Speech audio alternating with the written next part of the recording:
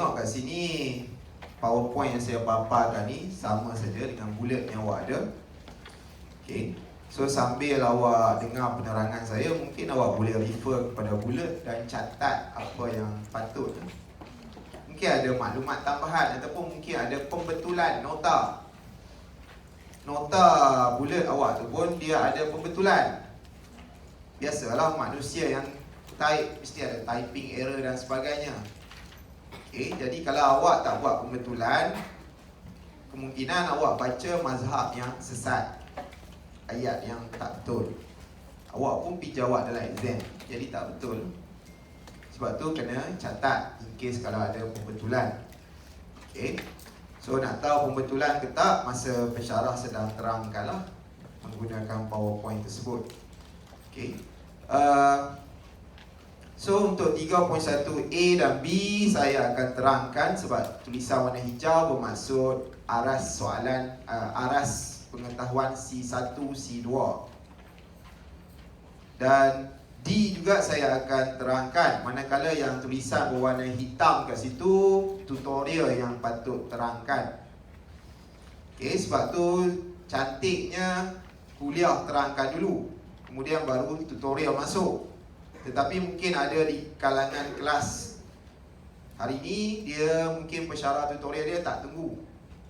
Pensyarah tutorial dia terang semua, A pun terang, B pun terang. Lagi bagus lah, lagi bagus. Okay, maknanya dekat tutorial pun awak dengar, dekat kuliah pun awak dengar lagi sekali. Kemudian tengok pula video kuliah 3 kali diterangkan benda yang sama. Okay, lagi faham lah sepatutnya. Alright, untuk kuliah ni dia senang saja. Kalau awak buat soalan UPS semester 1 hari tu, aras C1, C2 ni yang senang-senang saja. Okay, dia tak perlu nak explain, describe secara detail. So kalau awak tengok 3.1A, define saja, bagi definition saja, natural selection. Kan? Sebab tu video kuliah tu 10 minit dah siap video kuliah. Sedangkan kuliah yang sebenar memerlukan masa lebih kurang 1 jam untuk terang benda yang sama. Okay, jadi kebanyakan pensyarah dia nak bagi cukup syarat, nak bagi ada saja video kuliah tu sebagai backup. So dia macam baca je. Kalau tak tahulah awak biasa tengok ke tak video kuliah tu kan. Okay, ada setengah tu dia baca je.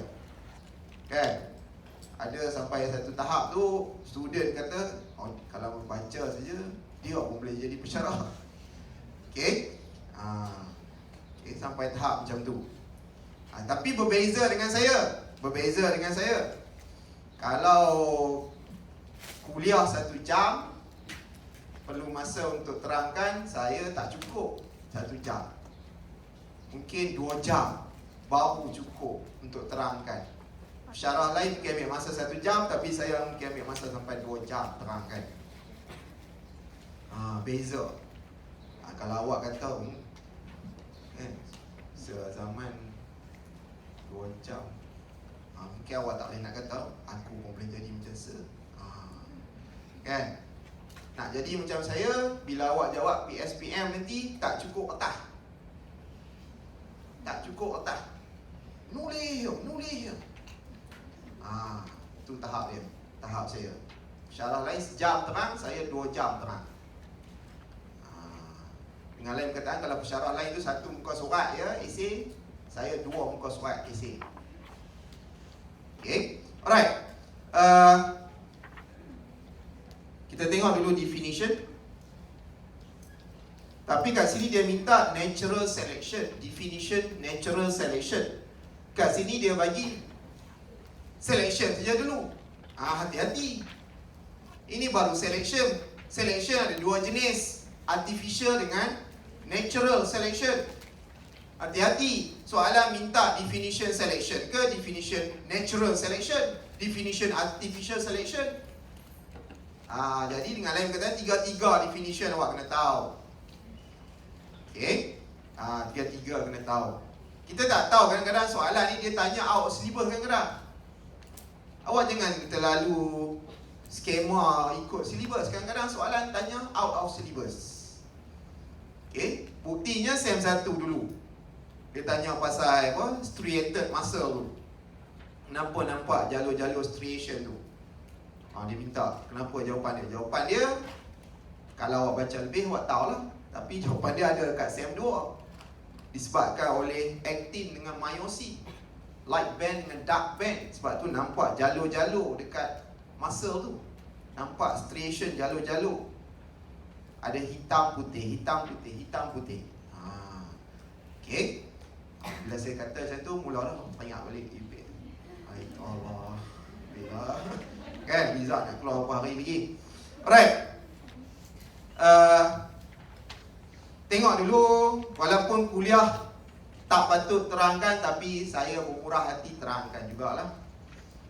Boleh aja saya skip, sebab bukan tanggungjawab saya pun terangkan selection. Saya patut terangkan natural selection. Okay. So kita tengok dahulu definition selection. Of course, kita nak tahu natural selection, kena tahu dulu apa yang maksud selection. Pemilihan. Okay, pemilihan. Okay. So it is a process that selects or choose. Okay. A process which select or choose. Dia nak memilih apa? Dia memilih individuals. Okay, individuals. Dalam satu populasi, okay, dalam satu populasi dia akan memilih beberapa individu. Siapa dia ni? Kejap lagi kita tengok. Dia ada dua. Satu sama ada nature, mother nature, ataupun alam semula jadi yang memilih. Yang kedua artificial, manusia. Manusia yang memilih. Okay, sebab tu dia ada dua kategori, dua jenis. Natural selection dengan, maknanya natural selection siapa yang memilih? Nature, alam semula jadi yang memilih. Kalau artificial selection, siapa yang memilih? Individu-individu ini dalam satu populasi, individu-individu terpilih ni, siapa yang akan memilih mereka? Manusia. Okay, so a process that selects or choose individuals. Individu yang macam mana yang akan dipilih? Yang mempunyai advantageous inherited traits. Ciri yang boleh diwarisi, dan ciri-ciri ini mempunyai kelebihan dalam satu kes. Contoh, bagi terus contoh supaya awak faham. Okay, dalam satu populasi Changlun, penduduk Changlun, kita tengok satu trait saja. Dia dalam satu-satu kes ni kita tengok hanya satu trait saja. Ataupun lebih tepatnya satu karakteristik sahaja. Sebab satu karakteristik dia ada banyak traits. Okay, contoh karakteristik skin color. Dalam satu populasi penduduk Changlun ada kulit gelap, ada kulit cerah, ada kulit sederhana. Okay, bila masa alam semula jadi ni akan mula memilih individu-individu yang mempunyai advantages, warna kulit yang memberi kelebihan. Apabila alam semula jadi ni muncul satu situasi yang memerlukan individu-individu yang mempunyai ciri warna kulit tadi itu survive.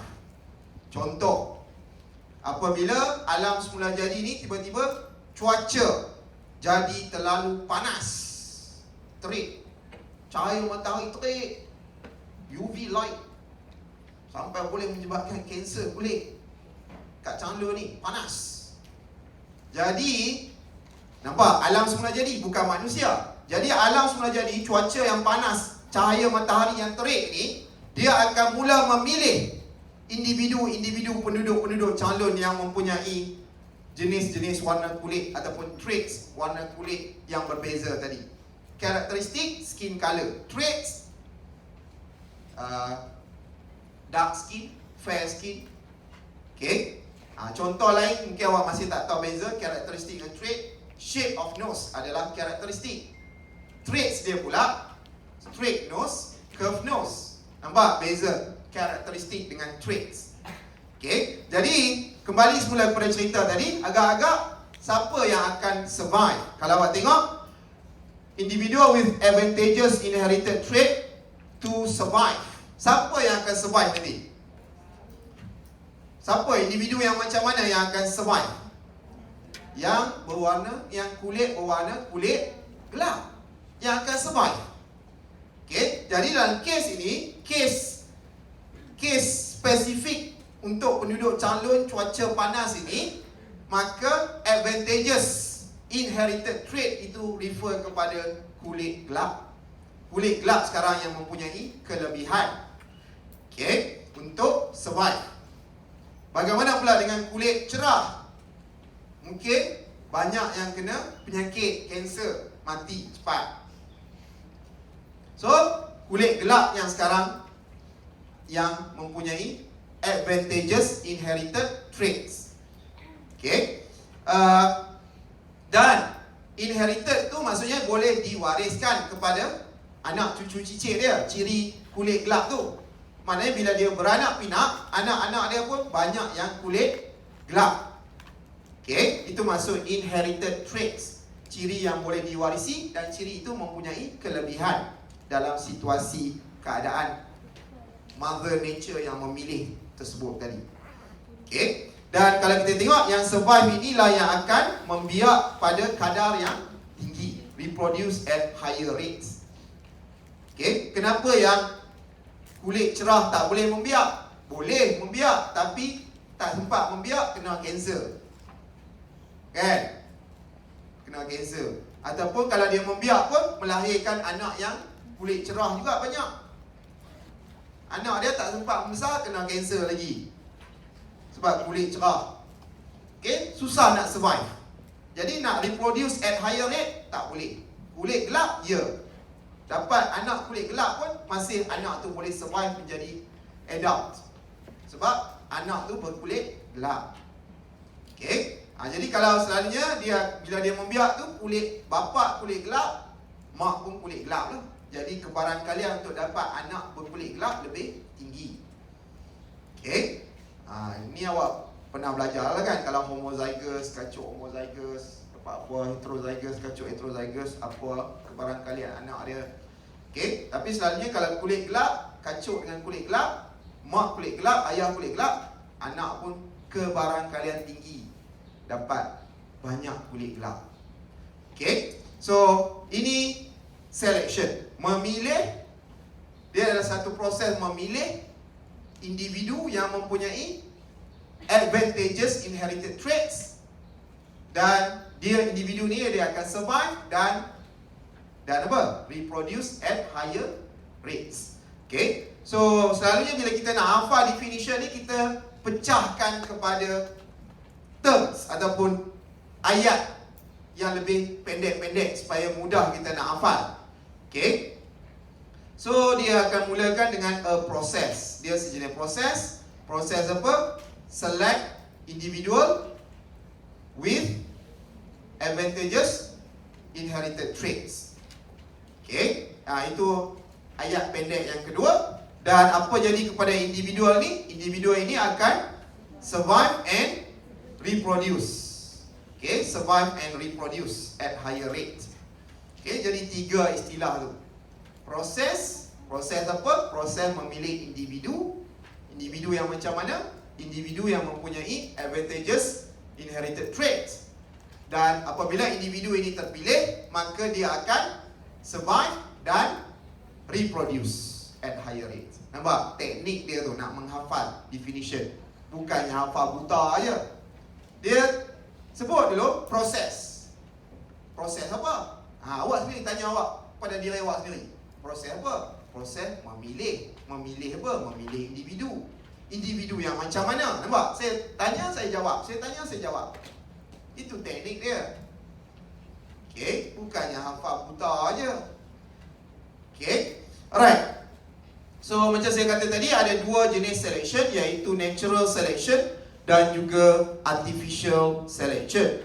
Okay, so hari ni kita nak tengok yang ni saja. Kalau saya tak sempat terangkan pun, macam saya katalah, kalau kuliah lain mungkin sejam dah habis terang, saya perlu 2 jam. Jadi memang takkan habis hari ni, takkan habis. Okay, Jadi saya dah pesan, kalau saya tak habis, pandai-pandai awak sambung tengok video kuliah. Video kuliah memang kena tengok walaupun datang kelas secara fizikal macam ni. Sebab apa? Kena jawab soalan dalam video kuliah tu. Ada soalan Google Form yang perlu awak buka dan jawab. Dan soalan-soalan itulah yang berkemungkinan tinggi akan keluar dalam UPS awak nanti. Kenapa saya kata macam tu? Dia untuk soalan UPS ni dia letak dalam satu pool. Kata apa? Dalam satu pool pun awak tak tahu juga. Okey? Sebab saya dah guna apa? Gene pool contohnya kan. Guna istilah bio awak pun tak tahu. Kemudian nak kata apa? Dalam satu folder lah, senang. Soalan daripada Matrik Kedah ada dalam folder tu. Koleksi soalan. Of course, Matrik Kedah itulah soalan-soalan video tu yang kami ambil untuk letakkan dalam folder tersebut. Matrik Penang pun ada koleksi soalan dia. Dia letak dalam folder yang sama. Matrik Perlis pun ada koleksi soalan dia. Dia letak dalam folder yang sama. Dalam satu folder tu, gaul, ambil berapa soalan untuk UPS. Katalah 10 soalan ataupun 20 soalan. Ambil, letak sebagai UPS satu awak nanti. Ada kemungkinan tak soalan Matrik Kedah keluar? Ada kemungkinan tak soalan Matrik Kedah keluar? Ke tak ada? Ada ke tak ada? Ada. Jadi penting tak awak jawab dan tahu jawapan untuk semua soalan video tadi? Sebab soalan video-video itulah yang akan digunakan pakai sebagai UPS awak nanti. Jadi penting jawab soalan video tu. Mungkin awak hari ni bawa sedap, betapa pentingnya jawab tu. Selama ni pensyarah suruh wajib jawab je. Pensyarah marah kalau tak jawab. Hari ni awak tahu kenapa. Dia macam Karate Kid lah cerita. Mula nak cerita Karate Kid pula. Kan? Budak negro kan. Dia mempersoalkan Jackie Chan ajar dia sidai baju, pakai baju. Sidai baju, pakai baju. Dia nak belajar kungfu, ajar sidai baju buat. Last kali dia fed up. Rupanya itu gerakan kungfu. Macam tu lah juga pensyarah tu paksa awak buat latihan apa semua tu. Rupanya itu gerakan kungfu bayu. Jadi tak payah mempersoalkan pensyarah buat apa kat awak. Selagi benda tu tak menjejaskan maruah awak. Koklah dia kena buka baju. Tak payah. Okey? Ini semua benda yang tentang pelajaran. Denda pun, kalau macam saya, kelas saya, denda pun tentang pelajaran. Denda. Bukannya suruh denda lari track 10 orang. Bukannya denda ketuk ketampi. Bukannya denda penampak. Okey? Denda yang tentang pelajaran. So tak payah orang kata terima saja. Terima. Selagi benda tu tak salah dari segi etika dan sebagainya. Okay, alright. So sekarang barulah definition, baru kuliah punya. Apa pula definition natural selection? Ini definition dia. It is a process in which individual that have certain inherited traits. Lebih kurang kan tadi. Sama kan ayat dia lebih kurang. Yang tadi tu advantageous inherited trait. Ciri kelebihan yang boleh diwarisi. Yang ni dia semua tak sebut advantageous. Tapi kalau awak letak advantageous pun kami tak pangkah pun. Okay. So have certain inherited trait, tend to survive and reproduce at a higher rate. Lebih kurang sama ya.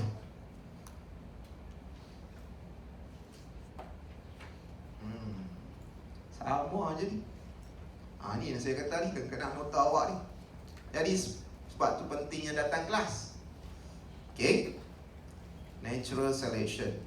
Dia lebih kurang yang tadi je ya.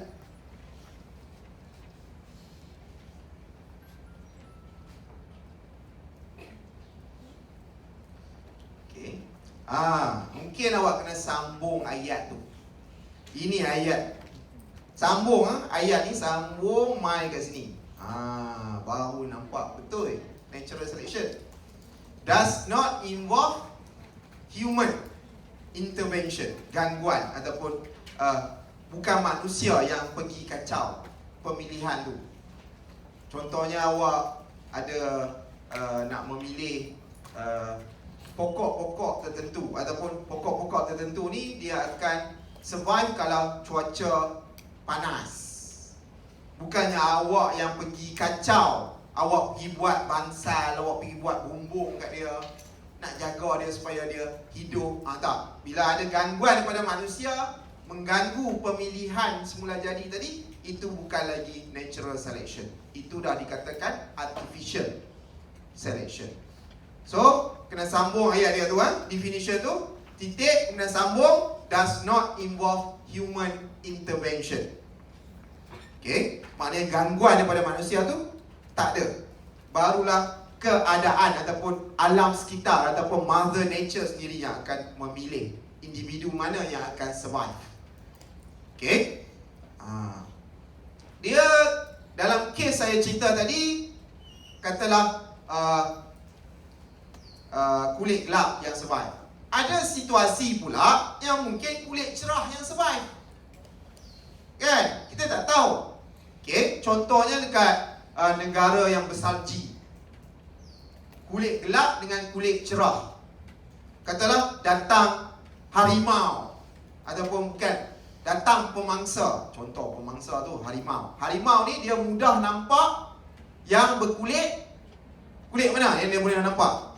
Dalam keadaan bersalji putih ni, kulit gelap lagi senang nampak. Jadi kulit gelap tak boleh survive. Yang akan survive yang dikatakan mempunyai advantageous inherited trait dalam kes ini pula, siapa dia? Trait yang mana satu? Kulit cerah. Nampak? Dia bergantung pada situasi. Dia bergantung pada mother nature tu. Siapa yang akan survive, siapa yang tak. Okay, so it does not involve human intervention. Okay, selection depend on existing phenotypic. Ini dah mula terang lah. Saya tak boleh terang. Kuliah tak boleh terang. Kuliah hanya define. Yang explainnya bagi tutorial je lah. Okay, lagipun yang ni saya rasa kelas saya rasanya saya dah terangkan dah sikit. Okay, yang ni semua cerita aja.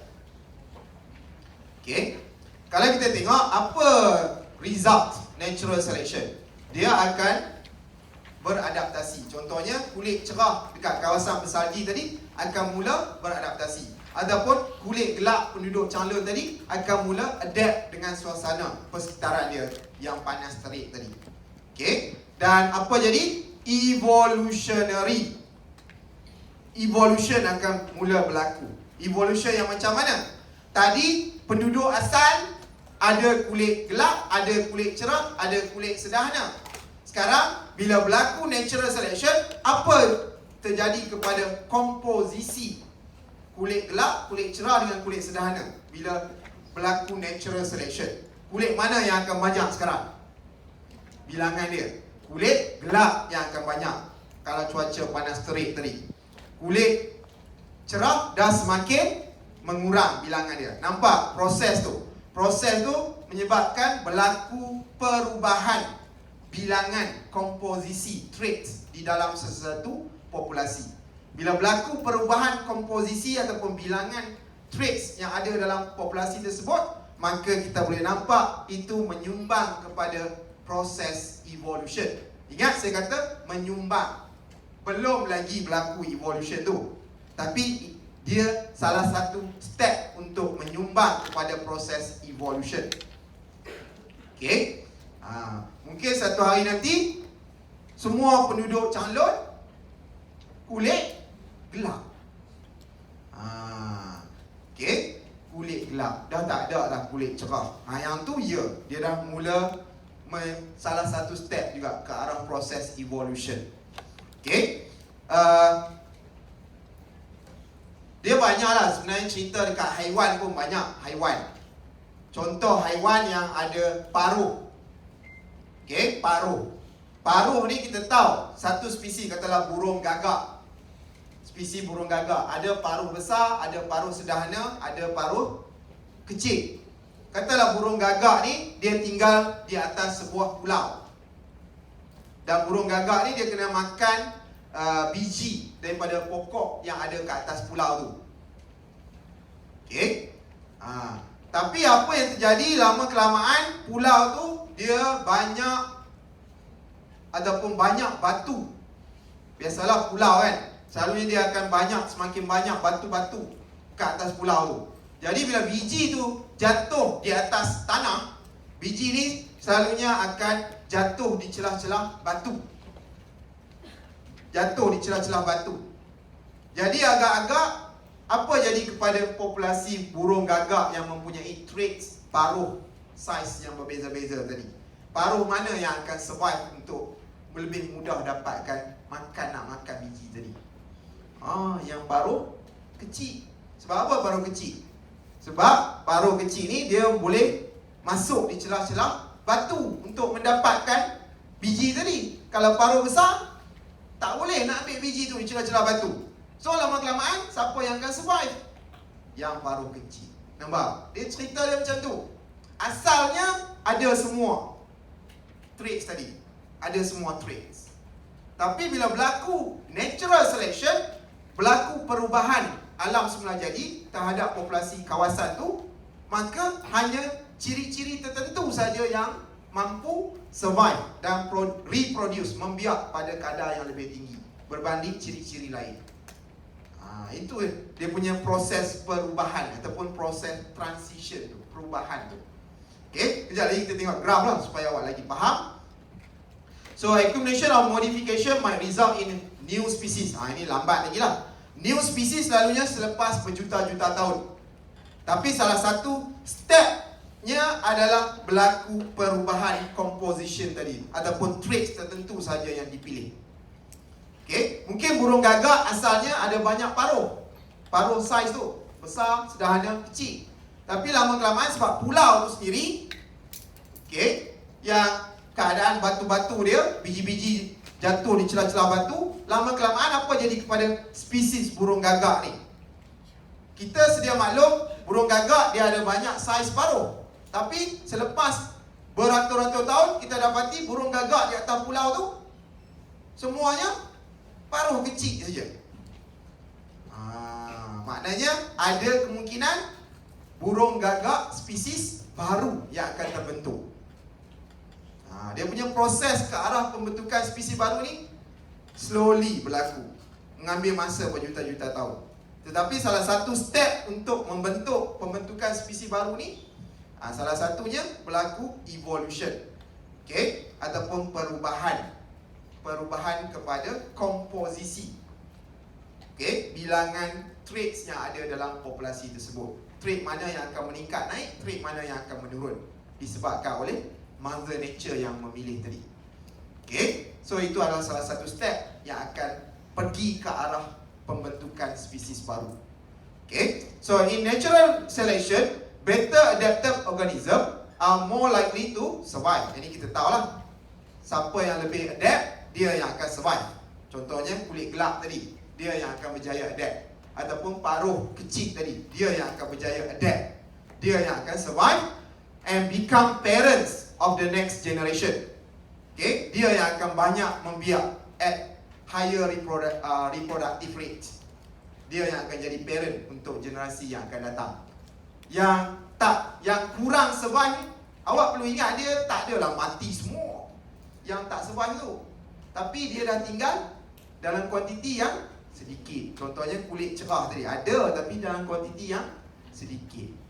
Kulit gelap sekarang yang semakin banyak bilangan dia bila berlaku pembiakan. Okay, so dikatakan yang survive itulah yang akan jadi parent untuk generasi yang akan generasi yang berikutnya. As a result of natural selection, the frequency of favorable traits. Nampak? Dia kata frekuensi. Frekuensi itu maksudnya bilangan lah. Okay, frequency of favorable trait will increases in successive generation. Okay, generasi yang baru lah, generasi yang berjaya survive tadi. Successive generation. Sukses tu berjaya. So, generasi yang berjaya survive tadi. Itu maksud successive generation. So, yang favorable saja. Favorable tu maksudnya yang digemari. Siapa yang gemari traits tersebut? Favorable trait tu Mother Nature yang favor that particular trait. Dalam contoh tadi, dark skin adalah favorable trait. Manakala fair skin, kulit cerah, unfavorable traits. Digelar unfavorable traits. Ingat, istilah favorable dengan unfavorable ni perlu awak gunakan dalam penerangan awak bila awak menjawab PSPM. Okay? Favorable trait, unfavorable traits. Okay? Frequency. Okay? Frequency. Ini Charles Darwin. Okay? Topik 3 ni dia banyak mengagung-agungkan. Banyak mengagungkan tentang teori Darwin. Kita sedia maklum Darwin ni salah satu teori dia kata manusia berasal daripada buruk. Kan? Okay, ini yang paling popular lah. Evolusi. Buruk tu mengalami evolusi macam tadi contoh. Kan, buruk sebelum ni ada mungkin bulu-bulu, tapi berlaku evolusi, natural selection berlaku, menyebabkan bulu dia semakin pendek lah, jadi dia jadi orang. Spesies baru terbentuk. Daripada spesies buruk jadi spesies manusia. New species terbentuk. Okay? Tapi teori Darwin ni pun dah banyak saintis yang sangkal ataupun yang nafikan teori ni. Dia tak betul. Okay? Dia tak betul. Adalah dia punya argument dia. Salah satu argument dia, kita tak nampak daripada buruk nak jadi manusia, bukan yang dia terus jadi manusia. Dia mesti ada, mungkin daripada buruk dia jadi binatang lain dulu yang seakan-akan seperti manusia, baru dikatakan ada proses sedikit demi sedikit proses itu berlaku. Ni tak tiba-tiba buruk jadi manusia. Tak ada yang organisme kat tengah-tengah antara buruk dengan manusia tu. Okay, jadi kat situ tak ada. Memang tak ada penemuan. Okay. Kemudian satu lagi, kalau buruk jadi manusia, banyaklah. Kenapa buruk tu ada lagi? Kan? Kenapa ada lagi buruk? Kalau buruk tu dah berevolusi jadi manusia. Kan? Kalau macam tadi paruh buruk. Of course lama-lama paruh besar tu yang akan hilang kan? Bilangan dia semakin hilang. Lama-kelamaan menjadi spesies baru yang hanya semua burung berparuh kecil saja. Jadi itu banyaklah, ada banyak argument, awak boleh tengok sendiri dalam cari sendiri dalam Google. Okay, alright. Tak nak terang lah pasal Darwin ni. So bila kita belajar ni, dia macam dia bertentangan lah. Kalau awak agama Islam ni bertentangan lah dengan apa yang awak belajar dalam sudut agama. Sekarang kita belajar dari sudut sains, dan sains tu pun teori saja, teori Darwin. Okay, bagaimana pembentukan spesies baru berlaku. Okay, bagaimana pembentukan spesies baru berlaku. Kita fikir logik dah. Kalau teori Darwin ni, katalah, okay, dia kata manusia berasal daripada buruk. Okay, buruk pula berasal daripada mana? Kan? Daripada mana tu? Berasal daripada mana pula? Daripada mana tu berasal daripada mana? Kan, kalau kita patah balik, rewind balik, dia macam ni lah soalan dia. Antara ayam dengan telur, mana wujud dulu kat dunia ni? Cakap. Antara ayam dengan telur, mana wujud dulu? Bukankah ayam berasal daripada telur? Dia menetah daripada telur. Kalau awak kata ayam berasal daripada telur. Kalau awak kata telur, ayam yang keluarkan telur tu. Mana satu? Macam tu teori Darwin pun. Teori Darwin. Okay, kalau yang dia kata manusia daripada buruk daripada kawani daripada kawani. Orang yang asal-asal, yang mula-mula sekali, dia tu berasal dari mana? Siapa cipta ni? Kan? Itu kata bila konsep keagamaan ni, dia dah lain. Bila konsep keagamaan. Okay, alright. Tu cerita dia lah, sedikit kan, bagi awak berfikir. Saya tak nak cerita sangat tentang Darwin ni sebab tak ada kuliah. Okey. Dia sebenarnya, Darwin ni dia banyak mengkaji. Salah satunya dia kaji ni Galapagos Island. Galapagos Island ni asalnya dia dalam satu daratan yang luas. Asal dia. Tapi bila dari beribu-ribu tahun selepas tu, terbentuknya pulau-pulau. Daripada satu daratan terbentuk pulau. Kalau awak baca sejarah dunia dulu, daratan ni sebenarnya satu darat dia sebelum terbentuknya benua-benua seperti sekarang. Benua Amerika, benua Eropah, benua Asia, Australia. Dulu berasal daripada satu daratan dia sebenarnya. Tetapi berlaku pergerakan kerak bumi, okey, menyebabkan terbentuknya benua yang terpisah antara satu sama lain. Okey, macam itulah juga Galapagos Island. Dia berasal daripada satu daratan. Tetapi bila berlaku pergerakan kerak bumi, okey, yang rendah akan turun, yang rendah akan turun pula. Okey, kerak bumi yang turun tu, dan ada kerak bumi yang naik. Dan bila air datang melitupi kawasan yang rendah, maka kita boleh nampak pulau-pulau dah mula terbentuk. Okey, terbentuklah Galapagos Island. Galapagos Island ni dia ada beratus ke beribu, saya tak ingat. Beratus saya rasa, ke berpuluh dia, tak ingat. Okey, ni satu pulau. Ni satu pulau. Ni satu pulau. Ni satu pulau. Ni satu pulau. Ni satu pulau. Ni satu pulau. Ni satu pulau, ni satu pulau, ni satu pulau, ni satu pulau. Dan apa yang terjadi? Organisma yang berasal daripada daratan yang sama tadi, satu daratan yang sama, mereka telah terpisah. Contohnya macam awak sekarang, S4. Sekarang dalam satu daratan yang sama. Tapi tengok-tengok kat kawasan tangga ni, sebab dia rendah sikit, lama kelamaan ada sungai terbentuk.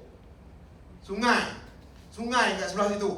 Maka awak yang berasal daripada spesies yang sama sekarang sudah terpisah kepada pulau-pulau yang lebih kecil. Sebelah sini satu pulau, sebelah sini satu pulau, sebelah sini satu pulau. Dan bila terbentuk pulau yang lebih kecil, awak akan beradaptasi dengan persekitaran pulau tu. Contohnya, kan, kalau yang kat tengah ni, pulau dia kurang mendapat cahaya. Lampu tak cukup, kan, kurang mendapat cahaya. Jadi apa jadi? Dia akan cuba beradaptasi dengan persekitaran yang kurang cahaya. Mungkin mata dia sekarang sudah boleh cekap tengok dalam keadaan yang kurang cahaya, kan? Jadi apa jadi? Mungkin perubahan kepada bentuk mata ataupun warna mata, retina mata dan sebagainya. Sedangkan mereka berasal daripada spesies yang sama. Tapi lama kelamaan mereka membiak sesama mereka, terhasil anak-anak yang mempunyai bentuk mata yang boleh melihat dalam gelap tadi. Sedangkan spesies asal tak ada pun kebolehan tu. So lama kelamaan selepas beribu-ribu tahun, mungkin ada spesies baru terbentuk. Spesies yang, kalau awak tengoklah, banyaklah contoh. Kita tengok yang contoh paling dekat je, macam anjing. Ambil contoh anjing lagi. Anjing pun ada banyak spesies. Kau awak ingat semua anjing spesies yang sama? Kau awak ingat anjing bulldog, anjing shepherd, anjing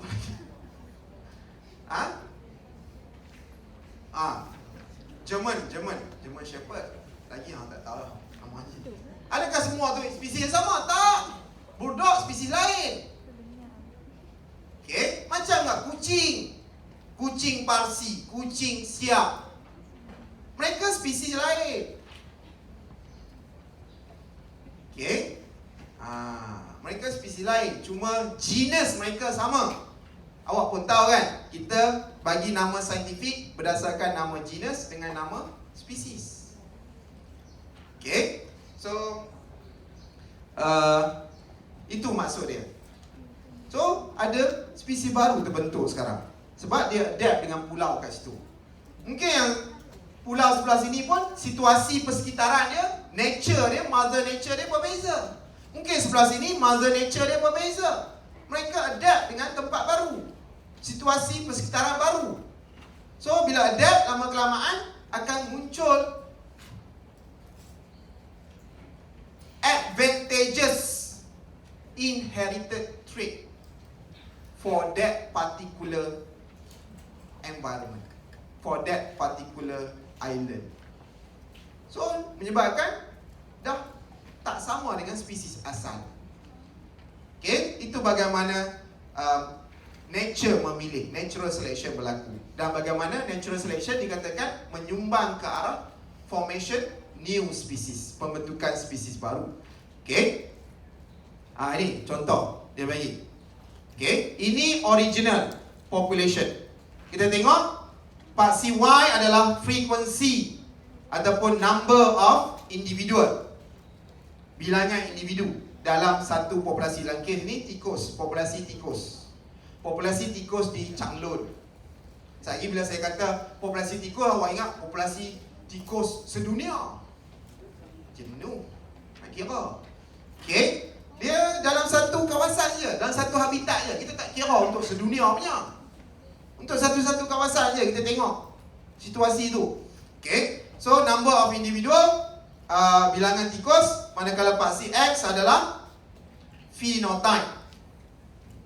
Okay, phenotype. Kadang-kadang juga ditulis sebagai karakteristik, tapi selalunya phenotype lah. Okay, phenotype ni dia ambil sempena traits tadi. Kalau awak belajar, tapi awak dah belajar lah pun SEM 1, genetic inheritance.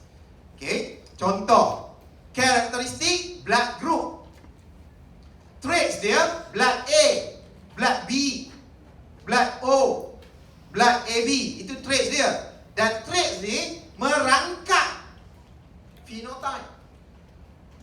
Phenotype dia adalah blood A, phenotype dia adalah blood B, phenotype dia adalah blood O, blood AB. Jadi traits itu sendiri boleh menjadi phenotype. Jangan samakan pula trait ciri.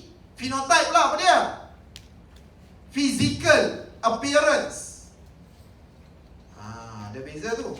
Traits. Tapi bila dia ada traits, maka dia akan menonjolkan phenotype dia. Itu perkaitan antara phenotype dengan traits tadi. So dalam kes ini kita ada 3 jenis traits. 3 kumpulan traits ataupun 3 kumpulan phenotype. Yang pertama, berkulit cerah. Yang kedua, berkulit sederhana. Yang ketiga, berkulit gelap. Ini yang original population. Selalunya original population intermediate phenotype. Intermediate phenotype selalunya bilangannya lebih banyak. Contohnya warna kulit. Warna kulit, kan? Kalau untuk penduduk Asia lah, warna kulit mana yang lagi banyak? Pertengahan, kan? Okay, kulit pertengahan selalunya bilangannya lagi ramai. Okay, jadi dalam kes ini, kalau yang pertengahan tu digelar intermediate phenotype. Manakala yang kedua lagi, yang kulit cerah, extreme phenotype. Yang ni pula digelar extreme phenotype juga. So kiri kanan extreme phenotype group kita bagi. Ada 2 extreme phenotype. Satu terlalu kategori cerah, satu lagi kategori gelap. Extreme phenotype group kita bagi. Now, apa yang berlaku?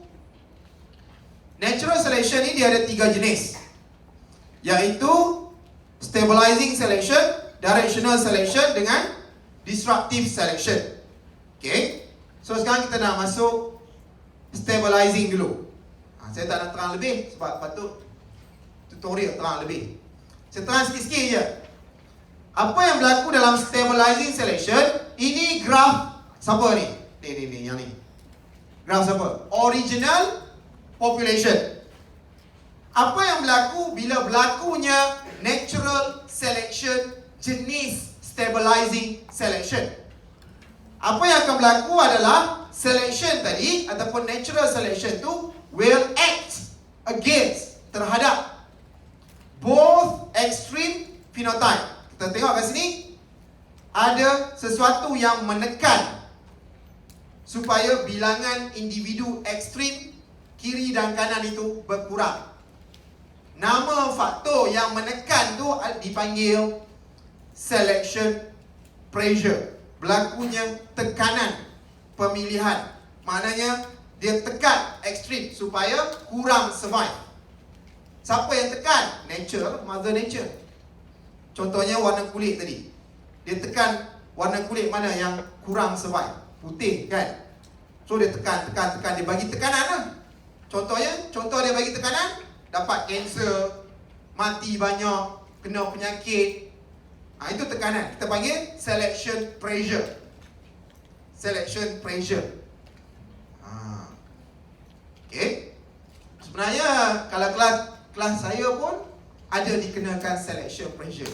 Supaya saya nak pastikan yang pandai saja kelas saya semua. Saya bagikan selection pressure, tekanan. Denda, datang kelas tiap minggu, 7 minggu. Okay. Sebab saya nak pastikan yang pandai saja yang survive. Yang kurang pandai, dia akan evolve diri dia supaya jadi pandai juga. Supaya